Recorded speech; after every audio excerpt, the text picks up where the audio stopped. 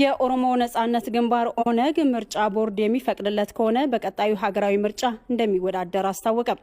የኦሮሞ ነጻነት ግንባር ከአመራሮች አለመግባባት ጋር ተያይዞ ችግር ውስጥ መቆየቱን የገለጹት የግንባሩ ምክትል ሊቀመንበር አቶ ቀጀላ መርዳሳ ምርጫ ቦርድ ከፈቀደለት ምርጫ ሊወዳደር መወሰኑን ተናግረዋል። ባለን አቅም ቦርዱ ከፈቀደልን እንገባለን። እኛ የመጀመሪያ እርምጃችን ድርጅቱን ማዳን ነው።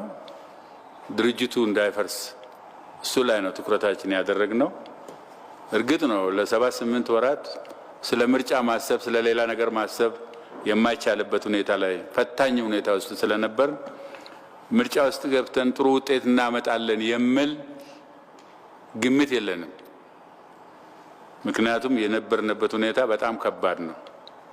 ግን እንደ ፕሪንሲፕል በመሪ ደረጃ ምርጫ ከምርጫ ራስን ማግለል አይጠቅምም የሚል አቋም አለን። በተቻለን መጠን ተወዳድረን የኦሮሞን ሕዝብ ድምጽ አንድም ሰው እንኳን ቢሆን ማሰማት አለበት እዛ ውስጥ ነው። ግንባሩ ለሁለት ቀናት ባካሄደው ሁለተኛ አጠቃላይ ጉባኤው ህገ ደንቡን ያሻሻለ ሲሆን አዲስ ሊቀመንበርና የምክር ቤት አባላትን መርጦ የስነ ስርዓትና ቁጥጥር ኮሚቴ ማቋቋሙን የኦነግ ምክትል ሊቀመንበር አቶ ቀጀላ መርዳሳ ገልጸዋል።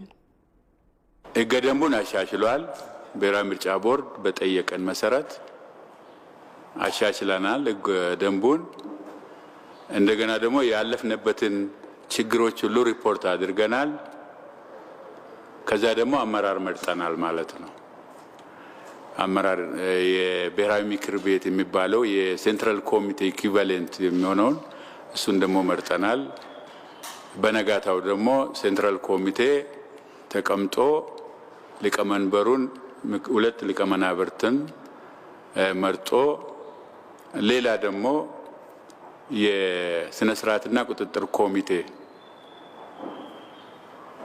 ሰይሞ ነው የተነሳው።